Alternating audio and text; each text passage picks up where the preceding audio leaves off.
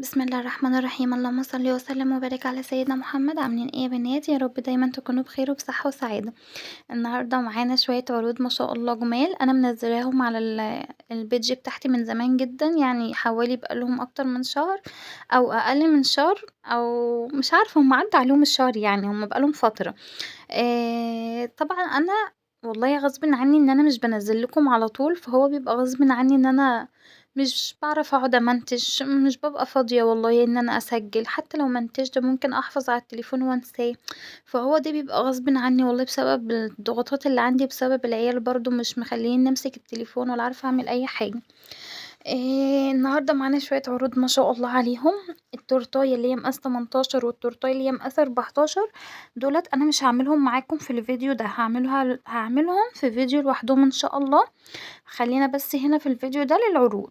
وبرضو في عروض اللي هي الميني اللي هتطلع برضو من التورت اللي قدامكم اللي انتوا شايفينها دي، برضو هخليها في فيديو تاني علشان الفيديو هيبقى طويل جدا جدا، يعني ممكن يعدي فوق الساعة. فهخليهم على 3 فيديوهات علشان برضو ايه ما تتلخبطوش في حاجة، ويبقى الحاجة كلها واضحة قدامكم كده. استخدمت قد ايه دقيق سبونج للخمس ترات؟ هكلمكم دلوقتي على الخمس ترات اللي قدامكم، مقاس 4 او مقاس 14 و18، هكلمكم عليها في فيديو تاني. تمام، ركزوا معايا بس في الخمس ترات اللي هم قدامكم دول، اللي هم التلاتة الفانيليا والاتنين الشوكولاتة. التورتاية من دي، التورتاية الواحدة اللي انا بقشرها من دي، واخدة معايا 200 جرام، يعني دي 200 ودي 200 ودي 200 ودي 200 ودي 200. تمام، يبقى كده كام؟ 400 و400 800 و200، ادا كده 1000. الألف ده يبقى كيلو دقيق اسبونج. الكيلو، بصوا، ال200 جرام، كل 200 جرام انا ضربتهم بضربهم لوحدهم، كل 200 جرام عليهم بيضتين، وعليهم نص معلقة محسن جل، وعليهم فانيليا، كيس فانيليا من اللي انا بجيبه، وعليهم يعني ربع كوباية مية الا حبة صغيرين. تمام، كده انت عرفتوا المقادير، يعني انا استخدمت الكيلو في 5 صواني مقاس 20. ركزوا معايا، مقاس 20 الكيلو دي الاسبونج، عملتهم في 5 صواني. يعني انا مثلا كنت بعمل 2 فانيليا، واحدة في الصينية واحدة في الكدر، وارجع تاني ابردهم وارجع اعمل تاني، فاهمين؟ ما انا ما عنديش 5 صواني ان انا ادخلهم كلهم مع بعض. فانا عملت ايه؟ عملت في عملت في الحلتين الخمس تورت اللي انتوا شايفين. كل تورتاية من دي 200 جرام، هتقطع لي 4 طبقات على رقم على تحت ال9. تمام، كان فيهم واحدة اتلسعت مني من الكدر من تحت كده، هي هتطلع لي برضو 4 طبقات، بس الرابعة الأخيرة اللي هي فوق كانت رقيقة شوية عن التانيين، عشان تبقوا واخدين بالكم. انا هستخدم هنا في الفيديو ده، هستخدم بس 3 طرق، 3 طرق، واحدة نص ونص. تمام، هاخد منهم 3 طبقات، يعني كل تورتاية 3 طبقات. والتورتاية التانية هتبقى برضو فانيليا 3 طبقات، والتورتاية التانية شوكولاتة 3 طبقات. بس الشوكولاتة مش عارفة متصورتش هنا لان انا اسيبها وكده، فانا كده كده رجعت خدتها يعني من ورايا، انا شلت بس دولت اللي كانوا مطلوبين مني هيطلعوا تاني يوم. وجيت مثلا على الساعة 12 بالليل كده، انت طلب مني اللي هي الشوكولاتة دي، فانا قمت عملتها بعد ما انا خلصت ايه اللي هي مقاس 18 ومقاس 20. ركزوا معايا في الفيديو، وهقول لكم على كل حاجة، واقول لكم على السعر في الاخر. انا عايزة اكلمكم، تعالوا بس اما اقولكم على الكريمة كده الاول سريعا، علشان برضو ايه ما ننساش حاجة، واكلمكم في التسعيرات اللي انا بسعرها، عشان كذا حد كتب لي كام تعليق ودخلوا لي على الخاص كتير، واقول لكم على كل حاجة.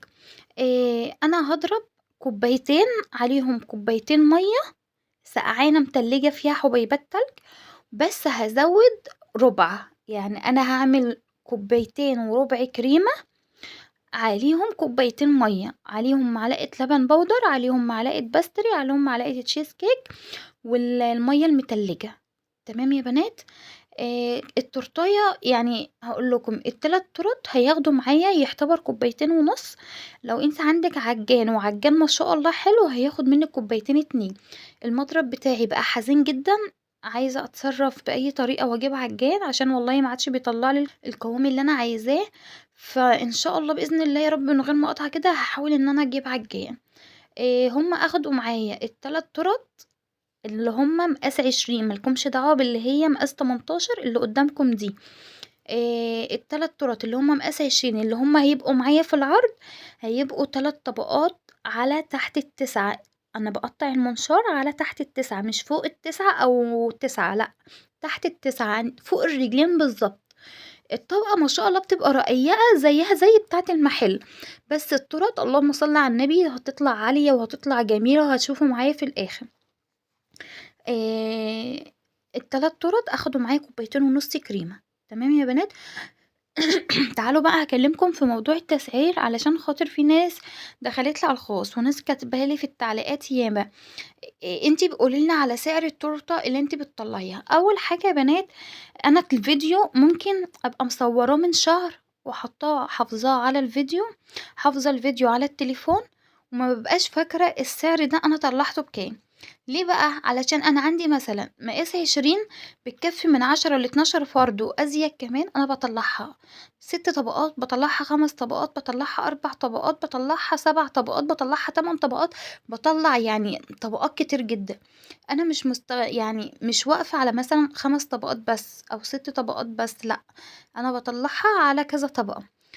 مثلا ال5 طبقات أو ال6 طبقات أو ال7 طبقات هنقول مثلا بطلع ب500 جنيه، هرجع أطلع ال4 طبقات ب400 جنيه، أو هرجع أطلع ال3 طبقات زي العرض مثلا كده ب200 أو 270 أو 250. التسعيرات ديت انتوا اللي هتقدروا تحددوا سعر الحاجة بتاعتكم. ليه بقى؟ المكان اللي انتوا فيه هو اللي هيحكم عليكم، وهو اللي هيقول مثلا هتطلعي دي مثلا ب1000 جنيه، هتطلعي دي ب500 جنيه، هتطلعي ديت يعني المكان اللي انتوا قاعدين فيه واللي انتوا قاعدين فيه هو اللي هيحدد لكم السعر والناس حواليكم. في كمان حاجة، انا ممكن اشتري الخامات عندي تبقى غالية، ممكن عندك تبقى اقل مني 20 30 جنيه. هتيجي مثلا تقولي لي يا ام مسلم سعري لي التورتيه مقاس 20 5 طبقات ومش عارف ايه، انا مستخدمه كريمه مثلا مش ريتشي او دي اسبونشي مش دريم او كده، مش هقدر ان انا اسعرها. ليه بقى؟ ان انا معرفش اسعار الخامات دي عامله كام. يعني انا عندي الكريمه وصل 450 جنيه و460 جنيه، انا لو سعرتلك قلتلك التورتيه مقاس 20 طلعها ب600 جنيه او ب700 جنيه او ب1000 جنيه، هتقولي طب كده يا مسلم الناس عندي مش هتشتريها مني. هقولك خلاص انتي شوفي الناس اللي موجودة معاكي والمنطقة اللي انتي قاعدة فيها، اذا كانت انتي قاعدة في ارياف او في مدينة، او يعني زي مثلا مدينة وارياف، في منطقة بيبقى فيها نصها مدينة ونصها ارياف، انتوا فاهمين؟ انتي اللي هتقدري تحددي سعرك. الكيك بوبس، الكب كيك، الجاتو، اي حاجة من اللي احنا شغالين فيها، الدوناتس، الاكلير، السينابون، اي حاجة احنا شغالين فيها انتي اللي هتقدري تحددي سعرها مش غيرك. مش هتيجي عند ام مسلم مثلا تقولها يا مسلم سعري لي دي، يعني غيري. عند ام احمد، انا بعشق حاجه اسمها ام احمد بصراحه. انا بصي يا ام احمد انا ما بسيبلكيش فيديو لما بتفرج عليه، ام احمد بتاعت حلو وحادق بصراحه والله بحبها موت، ما بسيبش فيديو لما بكون متفرجه عليه، بصراحة باحبها لله في الله كده. يعني ربنا يشفيها ويعافيها يا رب ويقومها بالسلامة لأولادها يا رب كده ويبارك لها فيهم. باحبِك يا أم أحمد بصراحة. والله عايزة أقول لِك إن أنا أصلًا باقول لِك كلمة باحبِك دي وأنا مكسوفة أوي. ربنا يبارك فيكِ يا رب ويشفيكِ كده ويقومِك بالسلامة وما تشوفيش أي حاجة وحشة أبدًا في نفسِك ولا في عيالِك يا رب. خلّينا في الفيديو بتاعنا بقى، يعني مش هتيجي تسأليني أو تسألي غيري وتقولي سعّري الشغل ده، لأ، أنتِ اللي هتقدري تسعّري شغلِك، أنتِ اللي هتقدري تحطّي النسبة بتاعة تعبِك. لو هتحطّي جنيه أنتِ شايفة تعبِك ده يستاهل الجنيه ده أهو، هتحطّيه. شايفة تعبِك إن هو يستاهل 1000 جنيه، هتحطّي ال1000 جنيه. مش أنا اللي هاجي أقول لِك مثلًا حطّي تعبِك 10 جنيه، حطّي تعبِك 50 جنيه، لأ، أنتِ شوفي تعبِك، شوفي استهلاكِك للكهربا، شوفي استهلاكِك للمَيّة، شوفي استهلاكِك للأدوات اللي أنتِ بُصّي بتوسّخيها. عايزة أقول لكم إن إحنا بنوسّخ مواعين الدنيا حوالينا، غير المعالق، غير الكوبايات، عايزة أقول لكم والله العظيم بنوسّخ. يعني إحنا بنبقوا واقفين بنصوّر لكم الفيديو وما بتشوفوش أي حاجة غير اللقطات اللي هي الحلوة والحاجة بتاعة الشغل، بس أنتم ما بتشوفوش المطبخ بيبقى حوالينا عامل إزاي. فأنتِ يا روح قلبي حدّدوا سعركم، حددوا اللي انتوا عايزينه، النسبة اللي انتوا عايزينها، تعبكم وشقاكم حطوها. هتحطي استهلاك كهرباء، استهلاك غاز، استهلاك مية، استهلاك ادوات انتي موسخاها، هتضيفي ده كله. يعني في واحدة كانت داخلالي الاسبوعين اللي فاتوا بتقولي يا مسلم، انا مثلا لو التورتية عاملة 500 جنيه انا بطلعها بال500 جنيه. مفيش الكلام ده، التورتيه لو عاملة 500 جنيه هتضيفي، يعني انت مستخدمة لها حاجاتها كلها ب500 جنيه، هتضيفي لها بقى تعبك، وهتضيفي لها الاستهلاك، وهتضيفي لها الكهرباء، وهتضيفي لها المية، هتضيفوا كل حاجة يا بنات، مفيش حاجة هتتساب. انت عارفة حبة السوس اللي احنا بنحطهم، احسبيهم لو هتحسبوهم بجنيه.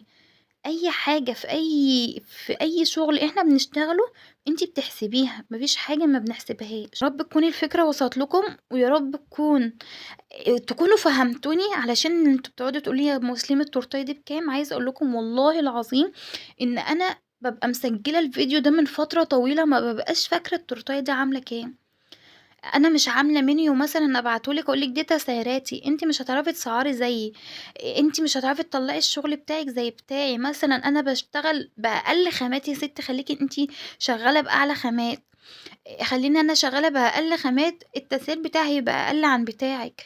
مثلا لو انا شغاله باعلى خامه وانتي شغاله مثلا مش بريتشي او كده، فالتسعير بتاعي مش هيبقى زي تسعيرك. فانتوا يا بنات امسكوا ورقة وقلم، احنا استخدمنا 1 2 3، 1 2 3 هنزود عليهم تعبنا والاستهلاك الكهرباء والمية والنور والأدوات. يا رب تكونوا فهمتوني ووصلت لكم المعلومة صح، ومش عايزة حد يزعل مني عشان انا مش بقول الاسعار بتاعة التورت في الفيديو. اسعار العروض والحاجات دي والله انا بقولها لكم، امال اسعار التورت اللي هي بره العروض اللي على المجسمات والحاجات دي والله العظيم عايزه اقول لكم بنسى اصلا اقول السعر بكام، عشان انا صحيح ما ببقاش فاكراه. خلينا بقى في الفيديو بتاعنا، خلاص هيبدأ يخلص اصلا. الفيديو بتاعنا يا بنات كانوا 3 تورت، التورته عامله 250 جنيه، ما عدا التورتايه اللي هي كانت نص شوكولاته ونص فانيليا، كنت انا مطلعاها 270 جنيه. بس انا طبعا عرضته كله عندي على البيدج بتاعتي كله على 270، عشان محدش يقولي مثلا اشمعنى دي عامله 270 ودي عامله 250، فانا عرضته كله ب270 جنيه. التورتايه دي كانت 3 طبقات على تحت التسعة، المنشار مقطعة التورت على تحت التسعة و... وانا قلت لكم في الاول على المقادير تمام، حتى برضو عشان لو في ناس لسه اول مرة يشوفوني وكده يبقوا فاهمين الدنيا فيها ايه. الفراولة اللي انا كنت حطاها دي، انا كنت جايبة فراولة عادية كده من السوق، فانا مسكتها قطعتها وغسلتها حلو وحطيتها على النار وعملتها زي الفراولة اللي احنا بنشتريها المعلبة، اللي هي التوبنج بتاع الفراولة والمشمش والمانجا والحاجات دي اللي احنا بنشتريها معلبة كده من المحل اللي احنا بنجيب منه الخامات. فما شاء الله كانت، عايزة اقول لكم والله كانت طعمها تحفة، وانا برضو استخدمتها في التورت اللي هي الميني. ان شاء الله برضو هنزل لكم الفيديو بتاعها على طول. عايزه اقول لكم والله الفيديوهات دي من زمان جدا، فان شاء الله يا رب كده انزلها لكم كلها ورا بعض، مش هتاخر عليكم باذن الله. يلا يا حلوين، اشوف وشكم على خير ان شاء الله، مع الف سلامه.